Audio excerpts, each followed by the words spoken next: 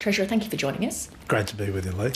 I'd like to start with the submarine project. Did the Prime Minister attempt to give the impression of a possible deal for an Australian submarine builder in order to cement a couple of South Australian votes for his leadership? Well, no. You're asking me to make a comment. I can't make a comment on that other than to say that we're going through a proper process to get the submarines that Australia needs.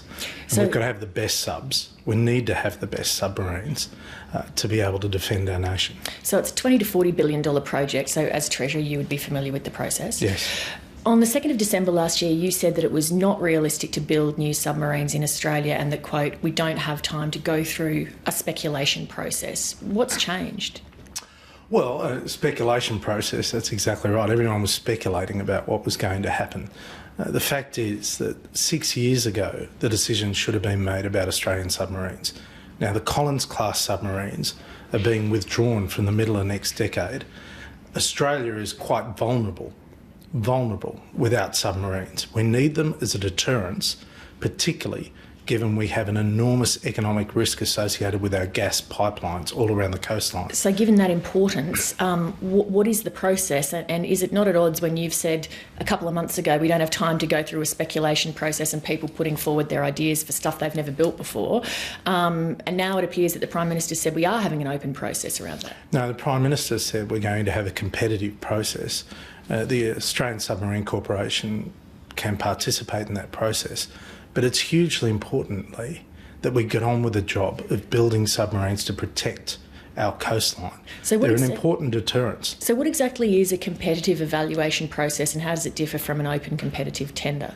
Well, open tenders are very different. I mean, we're not purchasing company chairs or tables. We are purchasing the most sophisticated piece of military equipment. And it's not a production line, if you like. When you go to tender in something that is so strategic, you've got to be careful about the information you disclose because it might, in fact, reveal to people who lose out in the tender certain secrets about your strategic operations. So what's a competitive evaluation process? Well, everyone will have the right to participate in a competitive process. That's what the Prime Minister said. We're currently going through National Security Committee and through budget committees, we are going through the proper process of evaluating who has the capacity to build the submarines in what is an extraordinarily short period of time because the previous government didn't have the courage to make the decisions. But we already know from what you said in December that you don't believe that the Australian firms do have the capacity or capability. Well, they've got the opportunity now to participate. There's no doubt about that. But it is hugely important that we get on with the job of building the submarines. We cannot have second-class submarines. By the middle of this century, 50% of the world's submarines will be in our region, and we cannot have an inferior quality submarine. Have they now got that opportunity purely because the Prime Minister wanted to shore up some votes for his leadership in South Australia? No, it was always going to be the case, and we are continuing with that process. Let's turn to the broader budget strategy. Are you now at odds with the Prime Minister over whether or not to proceed with your 2014 budget strategy or whether to dump it? No, not at all.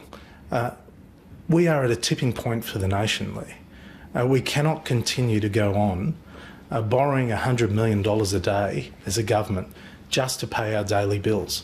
Because if we continue down that path, we are going to leave future Australians with a lesser quality of life.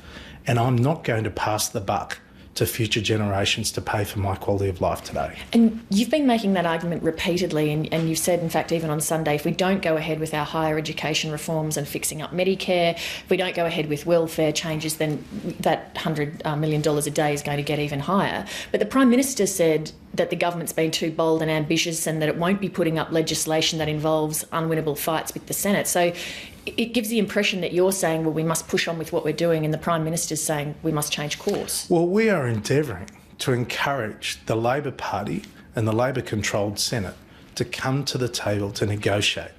So just to be clear, are we persisting with those policies or changing course? And we are, because we have no choice, Leigh. We have no choice. Economic growth is not going to deliver a surplus when Australia's government starts to live within its means. So the government is still going to pursue a Medicare co-payment in some form. It is still going to pursue higher education changes. Well, let's go through them individually.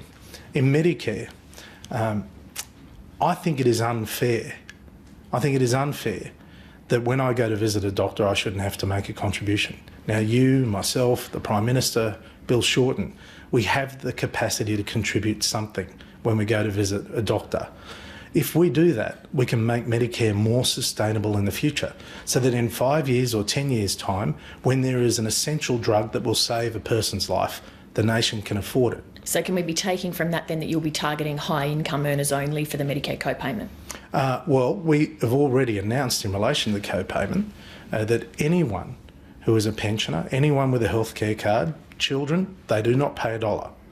So those people who are not in that grouping of people would make a contribution. Now, I don't think that's unfair. I think it's actually fair that we all make a contribution as higher income people to our own healthcare. So just to be completely clear, you're saying everything you took to the 2014 budget, you're still going to be pursuing as best you can? Well, we've always done as best we can. Unfortunately, the Labor-controlled Senate is just ignoring the challenges that Australia faces. You've said that we have to rein in spending. The Prime Minister said recently that he wants to make childcare more affordable. Isn't one of the few ways you can make childcare more affordable to spend more money on it? Isn't there a contradiction between what you're saying and that goal? Well, the Independent Productivity Commission undertook a review of childcare just last year. We have that report. We've been consulting widely. The new Social Services Minister, Scott Morrison, is working on that response. It is hugely important that we get childcare right. But you have to spend money on it. Well, we do. We're spending a lot of money on it, but we've got to get it right. But you're not in a position to be spending money on it. Well, we have no choice, because if we do not get more people into work and give them flexible and affordable childcare, you're going to see more and more women drop out of the workforce, and that's going to have quite a significant negative impact on the Australian economy. Is this not, though, a confusing shift for the public? Because we've been hearing for a long time we have to not only not have new spending but rein in spending, but now we're hearing, well, we're going to have to do some spending on childcare. Yeah, well, there's things that we have to spend money on. But is that not in confusing? Order to, well, I think Australians understand that. There are some things that we have to spend money on where we have no choice and where it actually strengthens our nation. We have spent a lot of money, for example, on national security. Australians expect that. We have to find that money. We spend a lot of money on defence in order to deal with the threat in the Middle East and what it means for Australia. That costs money. So government is not inert. You do get these challenges come along. You have to find the money to pay for them. And what the Prime Minister is saying emphatically, what I'm saying emphatically, is whenever we have new spending, we have to find savings in order to pay for it. Do you agree with the Prime Minister that the government has been too bold and ambitious and that you bit off more than you could chew? Well, it has been a challenging time, but we inherited a mess. But let's just stick with what you decided to do and with what you were pursuing. Yeah. Do you agree with the Prime Minister that you were too bold and ambitious? Well, I think maybe he's right. Yes, I do. I think we were, but we at the time had no choice. And what were the decisions that were an overreach then? Well, there's an argument that we shouldn't have put everything into the budget immediately, that we should have staggered it during the course of the year. And do you think that argument's right? I'm saying it. So I am saying well, you said right. There's an argument. You didn't say I think. Yeah, well, look, we have no choice, Leigh. I mean, we cannot continue to ignore the future. It's a hard time to govern, whether it be in Australia or anywhere in the world. But we do not want to go down the path of other countries. And this is a tipping point for Australia. If we think that we're just going to get economic growth and everything's going to be as it was in the early part of this century, it's not. The world has changed. The Prime Minister admitted on this program last night that big changes are required. What do you think those big changes are? Well, we have to make our health system sustainable because... No, he meant big changes in the way that you are running government. Well, I think we've got to be more consultative. There's no doubt about that. And we hear the concerns. I think we've got to explain our decisions more to the Australian people. Do you not feel that you've been trying to explain them, though? Well, maybe in that regard we haven't done enough. We all have to accept collective responsibility. But what do you think you've done wrong, though? Because you have to understand what you've done wrong in order to change it. Well, the intergenerational report, which I'll be releasing later this month, is going to be the beginning of a major conversation with the Australian people about how we address the challenges of the future. So that's a test, is it, for your... No, it's not. you could call it a test. I'm getting on with the job, as the Prime Minister is, of governing the nation. The Prime Minister told the party room today, if we focus on the ALP, we can win the next election. If not, we will lose. Is that not an opposition mindset? Because if you were successfully implementing your own policy agenda, then the Labor Party would be irrelevant. Well, there is a sense of frustration that there is no accountability with the Labor Party. But they're in opposition. Well, no, they control the Senate. They control the Senate. And they're not only opposing everything we're doing to fix the mess, they're opposing all the things that they previously promised. They don't actually control the Senate. There's other people in the Senate as well. Well, they actually do. They have the biggest block of votes in the Senate, and they do control the Senate with the Greens and the Independents. Does it indicate, though, that mindset about this focus on Labor, that Tony Abbott has failed to make an effective transition from opposition leader to Prime Minister? No. If you look at what we've achieved over the last 16 months, it is extraordinary for the nation.